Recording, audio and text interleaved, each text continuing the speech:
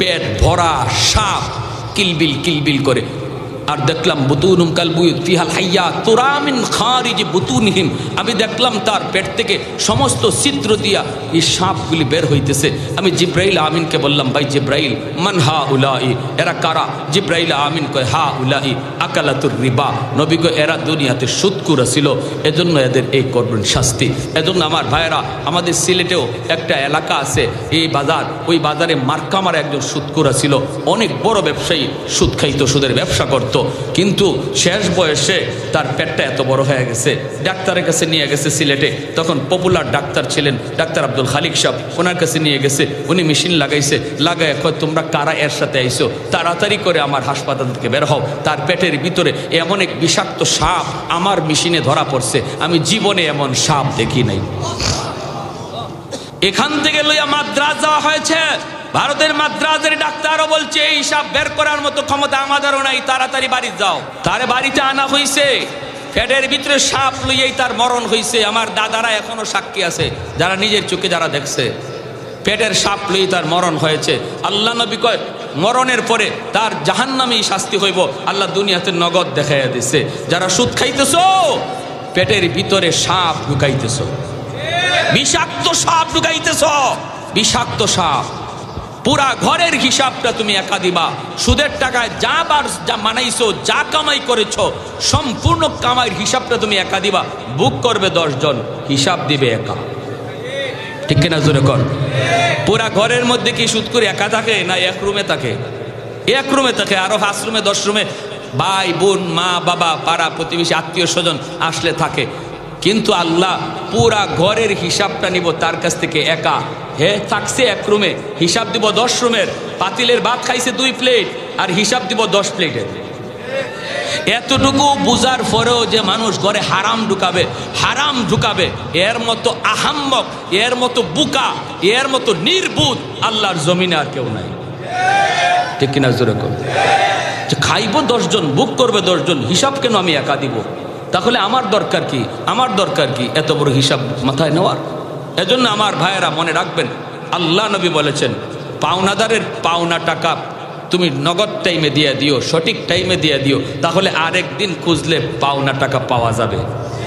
আরেক দিন তার কাছ থেকে টাকা খুঁজলে পাওয়া যাবে।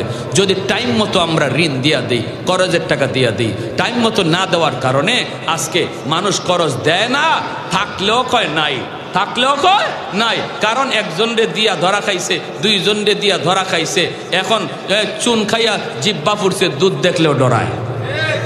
ঠিক না? ভালো মানুষ চাইছে বিপদে পড়ে, হ্যাঁ ঠিক মতো দিয়া দিত, এরপর হয় নাই, টেকা নাই, হয়নি না হয় না। ময়মনসিংহ গেছিলাম এক জায়গায়, হুজুর একটা কথা কইছেন, হুজুর কাম করছেন, হুজুর আমি একটা ঘটনা কই খাইতে বসছি, এক চাচায় কয় আমি এক লোকের কাছে 5,000 টাকা পাই আজকে 5 বছর। কয় বছর? কয় যখনই আমি তার কাছে টাকা চাই তখনই কয় কি শুনবেন, কয় আমি কি তোমার টাকা লইয়া মরে গেছি? আমি কি তোমার টাকা লইয়া কবরে চলে গেছি? আমি কি মরে গেছি? আমি দিমু না কইছি? আমি কি মরে গেছি? কয় হুজুর টাকাটা চাইলেই কয় হেকে হেল মরে গেছে।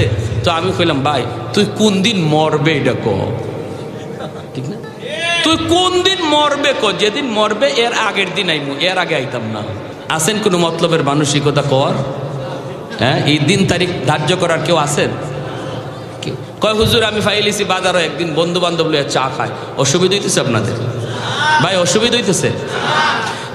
দোকানে চা খাইতেছে, তো আমি গেলাম, যাইয়া আমি বললাম ভাই টাকাটা দেস না ভাই, আমি বড় বিপদে আছি, তুই যখন বিপদে ছিলি তখন আমি তোরে দিলাম, এখন আমি বড় বিপদে আছি, দে না ভাই টাকাটা, দে না। ও মা, এই কথা কেন কইলাম? দোকানে, তাও তার বন্ধু বান্ধবের সামনে, হে যে এক পিক আপ দিল, উল্টা পিক আপ দিয়ে যেখানে মন চায় এখানে তুমি টাকা চাও, আমার কি ইজ্জত নেই? তোমার মতো আমি বেইজ্জত নিই? কেমন ইজ্জতলা বুঝছেন? তোমার মতো আমি বেইজ্জত নিই, আমার ইজ্জত নাই? আমার দোকানে মানুষের সামনে তুমি টাকা চাইতেছো? আমি কইলাম ভাই তোরা আমি তোর কোথায় গে তোর কাছে টাকা চাই মুইটা কস না, তুই বাড়িতে গেলে তুই কস ঘুমাই রইছ, জিগাইলে কস তুই কি মরে গেছো, তো এখন আমি কর্মটা কি তুই ক না, কোথায় গেলে তোর কাছে আমি টাকা পাইব? পাঁচ মে আরেকবার বলতে পারে। এই কথা কইতেই তার বন্ধু বান্ধব যারা আসছিল চা খাওয়াত, এরা হ্যাঁ ঠিকই তো, তুমি যেখানে মন চায় এখানে টাকা চাইতেছো, এটা একটা আমরা বন্ধু বান্ধব একসাথে বসে চা খাইতেছি, এটা কি তোমার টাকা চাওয়ার জায়গা হইলো? হয়তো ভাই আমি তো পাই না, কি আমি ভবিষ্যৎ কথা কই না, চরম অন্যায় করেছো, চরম অন্যায়, ওই সব এক দলে চরম অন্যায় করেছো। তো কয় হুজুর আমি কইলাম ভাই তো অন্যায় তো হয়ে গেছে, এখন এই অন্যায়ের মাসুল কেমনে? এটা কয় মাসুল জরিমানা দিতে হবে, জরিমানা হতে জরিমানা কেমনে কি? কয় আমাদের প্রত্যেকের 4 বিল দেও 250 টাকা। 5000 টাকা আমার পাওনা টাকা চাইতে গিয়া 250 টাকা জরিমানা। এই হলো, এই যদি হয় আমাদের সমাজের চিত্র, তাহলে মানুষ আর কর্জা দিবে? হ্যাঁ, আল্লাহর নবী বলেছেন ওমর সে পাওনাদার, যদিও সে টাইমের আগে টাকা চাইতেছে অন্যায়, কিন্তু তোমার আমার রাগ করা যাবে না, পাওনাদারের সাথে রাগ করা যায় না। দুই কথা বললেও সেটা ধৈর্য ধরতে হয়, ধৈর্য ধরতে হয়, কারণ সে তোমার বিপদে উপকার করেছে, ঠিক না? সে তোমার বিপদে উপকার করেছে। উমর চুপচাপ দাঁড়ায় রইলেন, কিছুই বলেন না, কথা বলতে পারেন না উমর। এরপরে মায়ার নবী ডাক দেখো, উমর এখনই তুমি যাও, যাওয়ার আগে আমি নবীর কানে কানে একটা কথা তুমি শুনে যাও রে উমর। এই বইলা মায়ার নবী কানটা কাছে আইনা কানে কানে বলতেছেন, উমর রে যাও, এখনই তারে 40 মণ খেজুর তুমি দিয়ে দিবা, কিন্তু দেবার সময় আরো 10 খেজুর বেশি দিও। হযরত উমর ডাক দেয়া বলেন, নবী গো 10 বেশি কেন দিব আল্লাহর নবী? নবী বলে, উমর রে বেশি দিবা কারণ হলো তুমি তার দিকে লাল চোখে যে তাকাইছো, তুমি যে গুসা করেছো, রাগ করেছো, এর জরিমানা হলো 10। উমর চুপ হয়ে গেলেন, কথা নাই। লোকটারে নিয়ে তিনি বাড়ির দিকে রওনা দিলেন। আও তোমার খেজুর তুমি নিয়ে যাও। বাইতুল মালের সামনে আইসে উমর বাইতুল মালের ভিতরে তিনি ঢুকলেন, ঢুকে তিনি দিতেছেন খেজুর। 100 200 নয়, 40 মণ খেজুর তারে দিবেন। দেবার সময় তিনি 10 খেজুর তারে বেশি দিলেন। সাথে সাথে লোকটায় কয়, ওমর রে 10 খেজুর আবার বেশি কেন দিলা? আমি তো বুঝি নাই কেন 10 বেশি দিতেছ। ওমর কয়, তুমি আর কথা বাড়ায় না, কথা বাড়ায় কোনো লাভ নাই। এই মুহূর্তে তোমাকে যা দিতেছি তুমি নিয়ে চলে যাও, কথা বাড়ায় কোনো লাভ নাই। কয় না, আমার বুঝতে হবে 10 খেজুর কেন তুমি আমাকে বেশি দিতেছ। ওমর তখন তিনি মাথাটা নিচের দিকে দিয়া কইরে, ভাই শুন, আজ তুই আমার মায়ার নবীর সাথে যে আচরণটা করছো, আমি ওমরকে তুমি ভালো করে চিনোনি? কয়, ভালো করে চিনি। শুধু চিনো তা না, ভালো করে চিনোনি? কই, চিনছি। এত গরম আমি ওমর। আজ যদি মায়ার নবী এই জায়গায় না থাকতেন, কোন মুসলমানের সাথে তোমার এই আচরণ হইতো, আর আমি ওমর যদি কাছে থাকতাম, তাহলে বর্তমানে তোমার ঠিকানা জমিনের উপরে নয়, জমিনের নিচে হইতো। কিন্তু এরপরও আমি কিছু করতে পারলাম না, কারণ রহমতের নবী মায়ার নবী এখানে হাজির। আমার নবী অনুমতি দেন নাই, বরং আমাকে ধমক দিলেন। ধমক দেওয়ার কথা ছিল তোমাকে, কিন্তু ধমকটা নবী দিলেন আমাকে। আর কানে কানে নবী বলে দিলেন, ওমর দেবার সময় তুমি তারে 10 খেজুর বেশি দিও। আমি নবীকে জিজ্ঞেস করেছিলাম, নবী গো বেশি কেন দেব? আল্লাহর নবী বলেন, আমি যে তোমার দিকে চোখ লাল করে তাকাইছি, এর জরিমানা হলো 10। এই কথা বলতে ইহুদি ডাক দেয়া কয়, ওমর আমার খেজুর লাগবে না, আমি তো একটা পরীক্ষা করার জন্য এসেছিলাম রে। আমি তাওরাত কিতাবের একজন পণ্ডিত, তাওরাত কিতাবের একজন পণ্ডিত। তাওরাত কিতাবের ভিতরে আখিরি নবীর অনেকগুলি আলামত রয়েছে, সবগুলি আলামত আমি নবী মুহাম্মদুর রাসূলুল্লাহর কাছে পেয়েছি। একটা আলামত পাওয়া শুধু বাকি ছিল, সেই আলামতটা হলো মায়ার নবী হবেন ধৈর্যের পাহাড়। ধৈর্যের পাহাড়, তার সাথে খারাপ আচরণ করলেও তিনি খারাপ দিয়ে জবাব দিবেন না, খারাপ আচরণের জবাব তিনি ভালো দিয়ে দিবেন। এই আলামত, এই বৈশিষ্ট্য, এই গুণটা এখনো আমি পাই নাই। এই গুণটার অপেক্ষায় ছিলাম। আর যতগুলি গুণ নবীর কাছে আছে আমি সব পাইছি, এজন্য আমি ইচ্ছা করে খারাপ ব্যবহার করলাম। আজ আমার প্রমাণ হয়ে গেল মায়ার নবীর ওই আলামত, ওই গুণটাও আমি পেয়ে গেছি রে উমর। অতএব আমি আর দেরি করতে চাই না, এখনই আমাকে কালেমা পড়াইয়া নবীর দরবারে নিয়ে যা। আর একটু জোরে কোন সুবহানাল্লাহ, আর একটু জোরে সুবহানাল্লাহ। এজন্য রে যুবক, আমার নবী রহমতের নবী জন্ম এখনো হয় নাই, 1000 বছর বাকি। ওই অবস্থায় ইয়ামেনের একজন বাদশা তুব্বাই আউয়াল হিমিয়ারি মক্কা শরীফ দেখবে, মদিনা শরীফ দেখবে, 400 জন আলেমকে সাথে লইয়া মক্কা দেখার জন্য সে রওনা দিয়ে দিল। মক্কার কাছাকাছি আইসাই সে দেখতেছি মক্কার একজন মানুষও তার সম্মানে ফিরে আসে না, মক্কা থেকে বের হয় না। ওই অবস্থায় আলেমদেরকে সে বাদশা জিজ্ঞেস করে, মক্কার মানুষ একজনও আমার সম্মানে মক্কা থেকে বের হলো না, ঘটনা কি? আমি এত বড় একজন দামি বাদশা, সম্মানে তারা বের হলো না কেন? উলামায়ে কেরাম কয়, এই মানুষগুলির কাছে আছে একটা ঘর বাইতুল্লাহ, যার নাম খানায় কাবা। এই খানায় কাবাকে পিছনে দিয়া এরা কারো সম্মানে বের হয় না। পৃথিবীর ভিতরে খানায় কাবা হলো আল্লাহর ঘর, বাইতুল মুকাদ্দাস আল্লাহর ঘর। মুসলমানের প্রথম কিবলা বাইতুল মুকাদ্দাস। ওই বাইতুল মুকাদ্দাসের ইমামকে কয়েকদিন আগে ইহুদিবাদীরা গুম করে ফেলেছে। নাউজুবিল্লাহ। জানেন আপনারা, বাইতুল মুকাদ্দাসের ইমামকে কয়েকদিন আগে ইসরায়েলের ইহুদিরা গুম করেছে, এবং বাইতুল মুকাদ্দাস বাইঙ্গা এখানে ইহুদিদের একটা উপাসনালয় বানাইতে চায়, গির্জা। নাউজুবিল্লাহ জোরে বলুন। বাইতুল মুকাদ্দাস বাইঙ্গা গির্জা বানাইতে চায়। যেভাবে ভারতে বাবরি মসজিদ বাইঙ্গা মন্দির বানাইছে, এমনি ভাবে বাইতুল মুকাদ্দাস বাইঙ্গা ইহুদিরা গির্জা বানাইতে চায়। মুসলমান বলো, এই সংবাদ পাওয়ার পরেও আমরা কি নীরব বসে থাকবো? আওয়াজ দেখো, নীরব বসে থাকবো? প্রতিবাদ করার দরকার আসেনি না নাই? প্যারে হাজিরিন, ইমানি দায়িত্ব। আওয়াজ দিয়া বলেন ঠিক কিনা? পশ্চিমাদের চোখ পড়েছে কাবা ঘরের প্রান্তরে, ব্রিটিশ দালাল দল বেঁধেছে ধ্বংস করতে চায় কারে? পশ্চিমাদের চোখ পড়েছে কাবা ঘরের প্রান্তরে, ব্রিটিশ দালাল দল বেঁধেছে ধ্বংস করতে চায় কারে? আল্লাহ পাকের ঘর, তোর সাহস থাকলে ধর, দো জাহানের মালিক যিনি, পবিত্র কাবা। ওই আরবের দিন বাঁচাতে সত্য ন্যায়ের মুক্তি চাই, মুহাম্মাদের বাহিনী আজ আসলে তোদের রক্ষা নাই। ওই আরবের দিন বাঁচাতে সত্য ন্যায়ের মুক্তি চাই, মুহাম্মাদের বাহিনী আজ আসলে তোদের রক্ষা নাই। মুহাম্মাদুর রাসূলুল্লাহর বাহিনী আসেনি, হাত উঠে বলো আসেনি। একটু দাঁড়াও, জেগে উঠো ওহে মুসলমান, আর কতদিন দিন ইসলামের সইবে অপমান। একটু দাঁড়াও, জেগে উঠো ওহে মুসলমান, আর কতদিন দিন ইসলামের সইবে অপমান।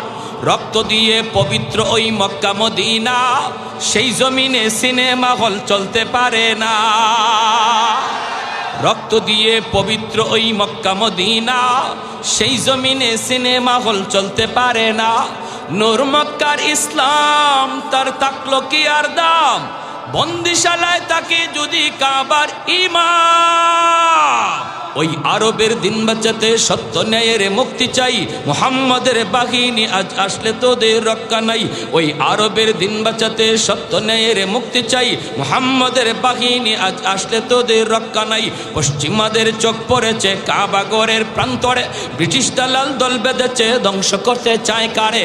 আল্লাহ পাকের ঘর, তোর সাহস থাকলে ধর। ঠিক কিনা, ঠিক কিনা, ঠিক কিনা? আল্লাহ পাকের ঘর, তোর সাহস থাকলে ধর, দো জাহানের মালিক যিনি, পবিত্র কাবা। ওই আরবের দিন বাঁচাতে সত্য ন্যায়ের মুক্তি চাই, মুহাম্মাদের বাহিনী আজ আসলে তোদের রক্ষা নাই। মুহাম্মাদুর রাসূলুল্লাহর বাহিনী আসেনি, হাত উঠে বলো আসেনি।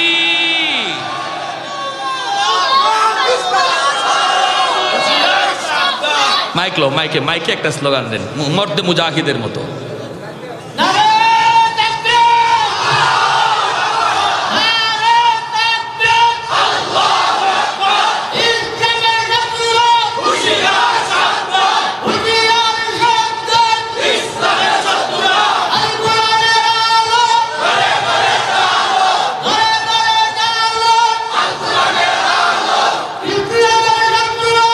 Yeah.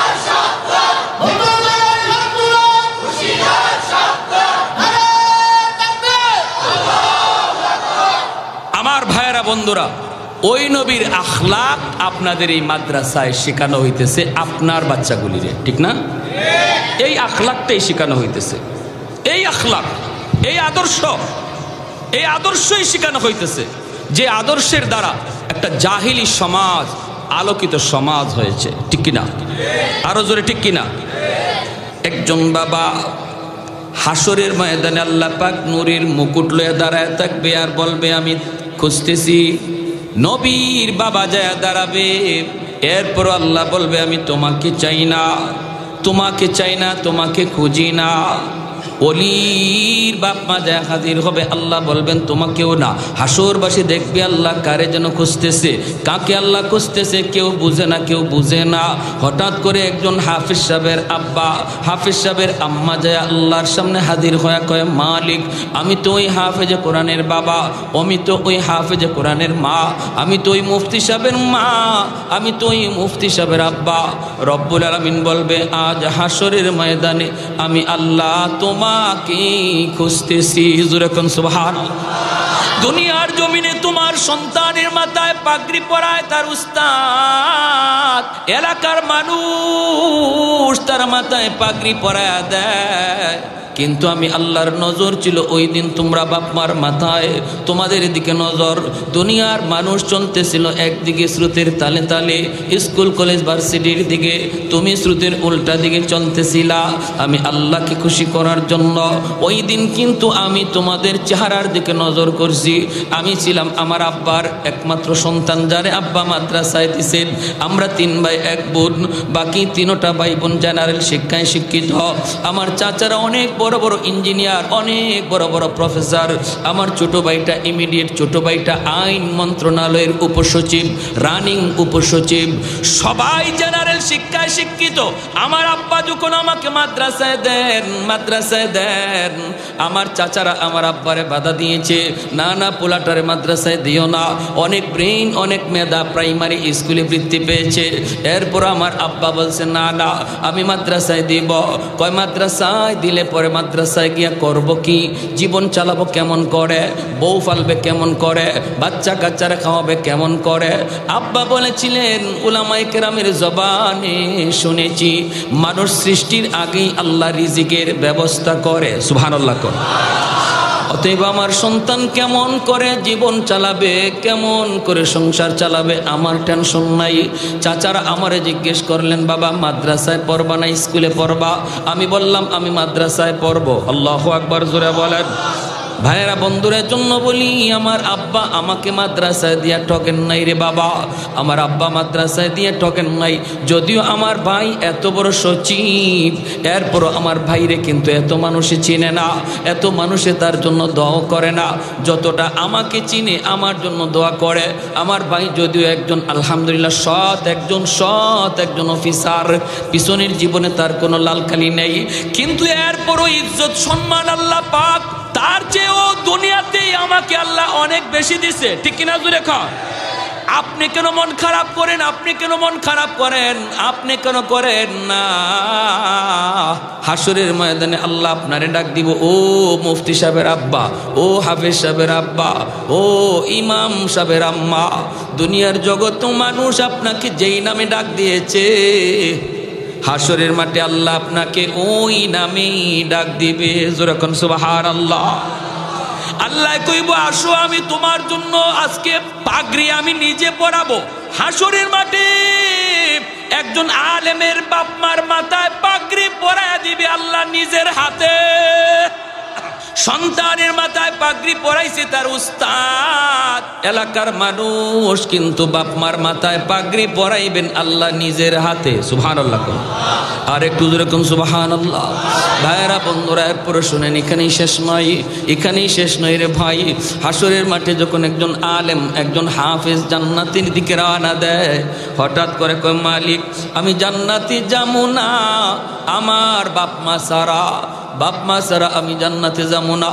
আল্লাহ বলবেন যাও তার বাপ মারে জাহান্নাম থেকে তুইলা আনো। কোনো কারণে যদি তার বাপ মা জাহান্নামে হয়, আল্লাহ বলবেন যাও জাহান্নাম থেকে তুইলা আনো। জাহান্নাম থেকে তার বাপ মারে তুইলা আনার পর এইবার তার দাদা দাদি, তার নানা নানি, তার বাপ মারে ধর্ম তৈরা কইব, বাবারা তোমরা তো তোমাদের সন্তানের সুপারিশে জান্নাত পায়া গেছ, কিন্তু আমরাও তো দাদা, আমরাও তো নানা নানি, আমরাও তো আমাদের ভাইটারে কম মায়া করি নাই। বেড়াইতে আসছে নানা বাড়িতে, আমি নানা কাদের মধ্যে লইয়া কত জায়গায় করলাম, কত কিছু খাওয়াইলাম। নানিও এই কথা কইব, যাই একটু কইও আমাদের নাতিটারে একটু সুপারিশ যেন করে। তার বাপ মা জাহান্নাম থেকে উঠে আসার পর বাপ মারে নিয়ে যখন জান্নাতের দিকে রওনা দেয়, কিছু দূর যাবার পর বাপ মা থেমে যায়। তখন সন্তানে কয়, আব্বা থামছো কেন, জান্নাতে চলো। বাবা মায়ে কয়, তুমি যদি তোমার বাপ মা ছাড়া জান্নাতে না যাও, আমরাও আমাদের বাপ মা ছাড়া জান্নাতে যাইমু না। তখন আল্লাহ কইব যাও তার দাদা দাদির তুইলা আনো। আমার কোরআনের পাকের সুপারিশের খাতিরে তার দাদা দাদি নানা নানিরে তুইলা আনো। দাদা দাদি নানা নানিরে তুইলা আনার সময় এলাকার মানুষেরা তাদেরকে ধরব, ধইরা কইব ভাইরে তোমরা তো মুক্তি পাওয়া গেছো তোমাদের নাতির সুপারিশে, কিন্তু আমরা তো ওই এলাকার মানুষ, যেই এলাকার মানুষগুলি ওই মাদ্রাসারে মায়া করছি, তোমার নাতিটারে খাওয়াইবার ব্যবস্থা করছি, লেখাপড়ার ব্যবস্থা করে দিছি, বসার পরিবেশ তৈরি করে দিছি, আমরা তারে মায়া করছি। আমরা যদি তার সহযোগিতা না করতাম তাহলে তো সে হাফেজ হইতে পারতো না। তোমরা যা একটু কইও আমরা বড় বিপদে আছি জাহান্নামে। এই কথা বলার পর সে বলবে, মালিক যেই মানুষগুলির সহযোগিতায় আমি আলেম হয়েছি, ওই মানুষগুলি ছাড়া আমি জান্নাতে যাইমু না।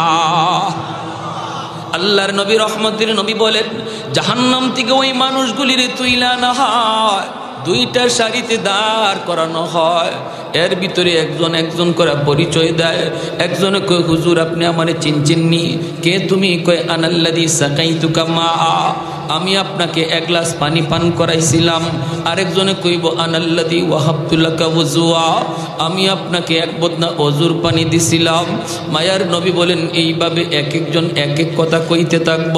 তখন ওই কোরআনের পাখি আল্লাহর কাছে সুপারিশ করে কইব, মালিক যেই মানুষগুলির সহযোগিতার কারণে আমি তোমার কোরআনকে সিনায় নিয়েছি, ওই মানুষগুলি ছাড়া আমি জান্নাতে যাইমু না। তখন আল্লাহ পাক রব্বুল আলামিন ফেরেশতাদেরকে কয়, যারা আমার কোরআনের পাখিরে চিনতেছে আর সে যাদেরকে চিনতেছে, এদের সবাইকে বরযাত্রীর মতো জান্নাতে দিয়ে দাও।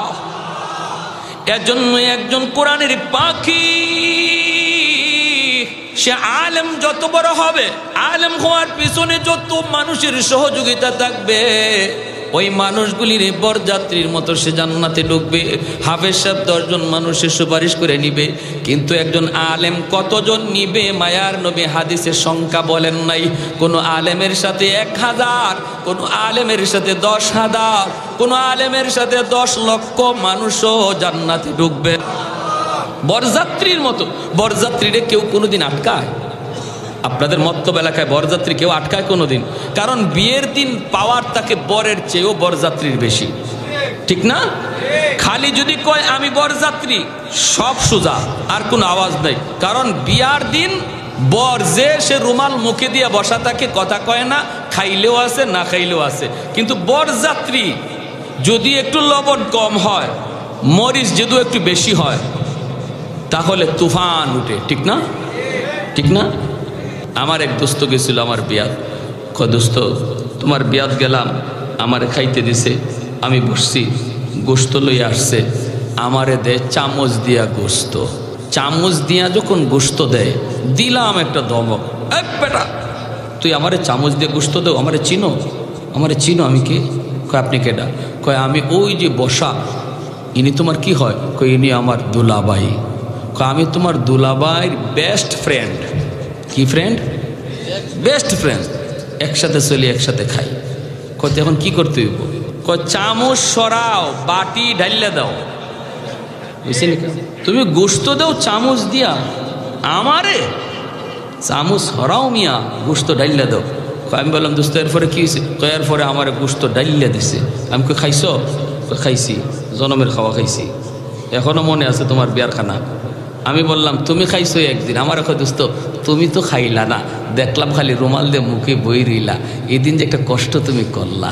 আমি কই দোস্ত আমি কষ্ট করছি একদিন, এরপরে আমার বাড়ি আমার কপালো বাসর ঘরে যে একটা থাল রাখছে, হ্যাঁ, এবং একটা আস্তা মুরগি, হ্যাঁ, এগুলা কিন্তু তোমাদের কপালে জুটে নাই, ঠিক না? তোমরা খানা খাইয়াইছো একদিন, আর আমার এই বাড়িতে আজকের থেকে শুরু হয়েছে খানা, আর শেষ নাই। মুরগি বড় যেটা আছে এটাও আমার পেটও যাবে, যেটা চিউ চিউ করে এটাও আমার পেটেই যাবে, ঠিক না? ঠিক না? ঠিক তেমনি উলামায়ে কেরাম এই জগতের জন্য বর, মাদ্রাসার যে তালেবে এলিমগুলি এরা এই জগতের জন্য বর, আর এদের উসিলায় আল্লাহ সমস্ত মানব দানব পশু পাখি এরারে বরযাত্রী বানাইয়া আল্লাহ দুনিয়াতে ফাটাইছে। আল্লাহ দুনিয়াতে ফাটাইছে একদিনই এদের খানা। আর যারা ইমানদার উলামায়ে কেরামের সাথে জান্নাতে ঢুকবে, এদের খানা শুরু হবে আর শেষ হবে না, ঠিক না? বেঈমানদের খানা দুনিয়া নামক এই একদিনের বিয়ার আসরে, আর আলেম উলামার খানা, ইমানদারের খানা, যারা উলামায়ে কেরামের সাথে জান্নাতে ঢুকবে, কোনো দিন শেষ হবে না। অতএব উলামায়ে কেরামকে মহব্বত করা দরকার আসেনি না নাই? মাদ্রাসাকে ভালোবাসা দরকার আসেনি না নাই? আপনাদের এলাকার জন্য এই মাদ্রাসা হলো রহমত, ঠিক না? ছোট ছোট বাচ্চাগুলি যারা এই মাদ্রাসায় পড়বে আসবে, এদেরকে আপনারা নিজেদের সন্তানের মতো মায়া করবেন, স্নেহ করবেন, কারণ এই ছোট ছোট বাচ্চাগুলি এদের উসিলায় আল্লাহ জগৎ টিকায় রাখছে। আসমান জমিন যার যার জায়গায় দাঁড়ায় আছে মাদ্রাসার খাতিরে। যেরকম সুবহানাল্লাহ, মাদ্রাসার উসিলায় আল্লাহ জগৎ টিকায় রাখছে। মাদ্রাসা যতদিন থাকবে এতদিন জগৎ থাকবে, মাদ্রাসা যেদিন থাকবে না এদিন আল্লাহ জগৎ রাখবে না। তাহলে মাদ্রাসাকে ভালোবাসা দরকার আসেনি না নাই? নিজের সন্তান দিয়া, নিজের সন্তান দিয়া, নিজের নাতি নসারে দিয়া যারা পড়তেছে তাদেরকে মহব্বত কইরা কারা কারা রাজি আছে একটু হাত উঠে আল্লাহকে দেখাই। আল্লাহ তুমি প্রতিটা হাতকে কবুল করো, জোরে কোন আমিন, আর একটু জোরে কোন আমিন। আমার ভাইয়েরা বন্ধুরা, এজন্য বলতেছিলাম দেখেন আজকে যে এই মাদ্রাসা, হ্যাঁ, সামাজিক ফুরকানিয়া, সামাজিক ফুরকানিয়া মাদ্রাসা, হ্যাঁ, ডাকিরগাঁও, এই মাদ্রাসার যারা দায়িত্বশীল, যারা দায়িত্বশীল তারা কিন্তু নিজের পকেট থেকে নিজে নিজে মাদ্রাসা চালাবে এমন না, মাদ্রাসাটা এলাকার দায়িত্বশীল যারা কমিটি যারা তাদের না, ঠিক না? জোরে বলেন ঠিক না? সবার কিনা? সবার কিনা? সবার।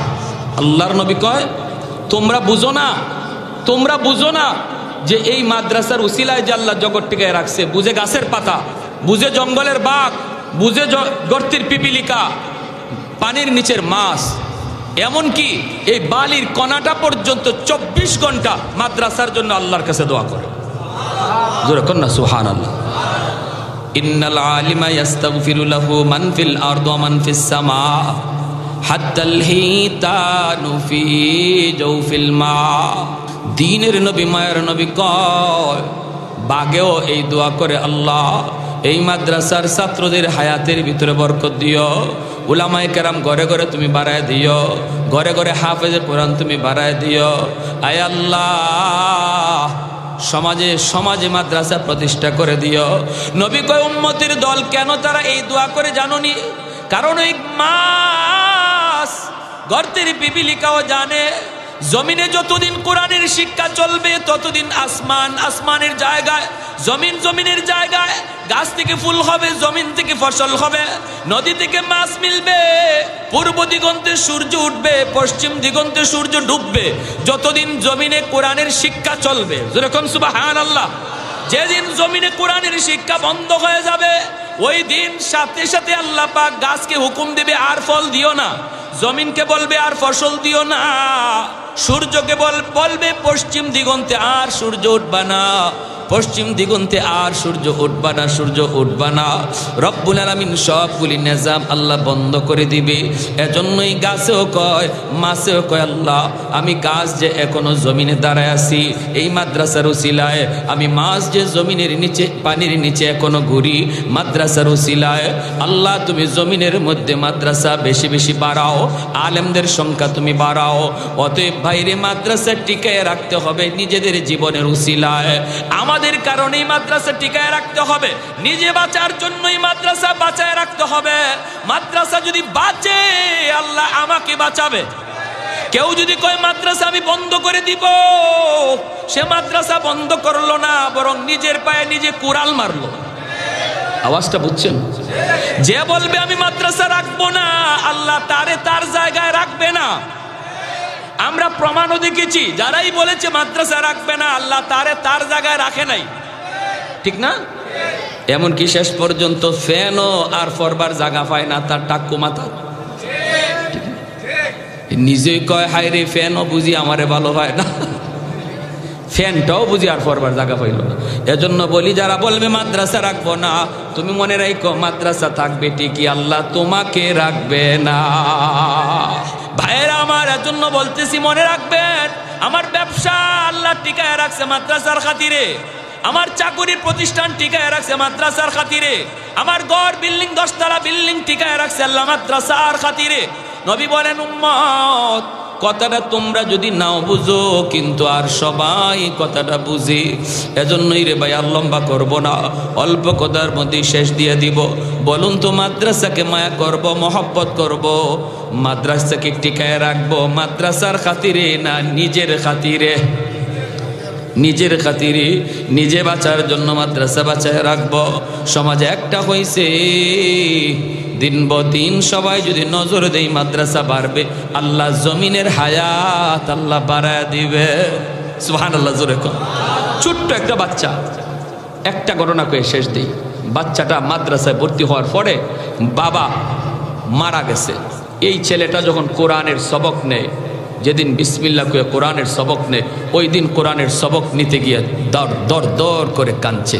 আজ যদি আমার আব্বা থাকতো, তাহলে আমার আব্বা কোরআনের সবকের কারণে আমার আব্বা ছাত্র উস্তাদ সবাই মিষ্টি খাওয়াইতো, ঠিক না? খাওয়ায় না বাবা? খাওয়াই। কোরআনের সবকটা শেষ করার পর এই বাচ্চাটা বাবার কবরের পাশে যায় দাঁড়ায়। কবরের পাশে দাঁড়াইয়া বিসমিল্লাহির রহমানির রহিম বইলা কোরআনের তেলাওয়াত শুরু করে। আল্লাহ নবী রহমতের নবী বলেন, ওই মুহূর্তে কবরের ভিতরে তার বাবার আযাব হইতেছিল। আযাব, কোন কারণে আযাব, ওই আযাব হইতেছিল। ওই অবস্থায় আল্লাহ পাক রব্বুল আলামিন কয়, এ আযাবের ফেরেশতারা থাম, আযাবের ফেরেশতারা থাম, আর আমার বান্দারে তোমরা আযাব দিও না, কষ্ট দিও না। কারণ আমার এই বান্দার ছোট্ট বাচ্চাটা কবরের পাশে দাঁড়াইয়া আমি আল্লাহকে রহমান কয়া ডাক দিছি, আমাকে রহিম কয়া ডাক দিছি। আমি আল্লাহ অতি দয়ালু, আমার দয়ার কোনো কুল কিনারা নাই। রহমান শব্দের অর্থই হলো অতি দয়ালু।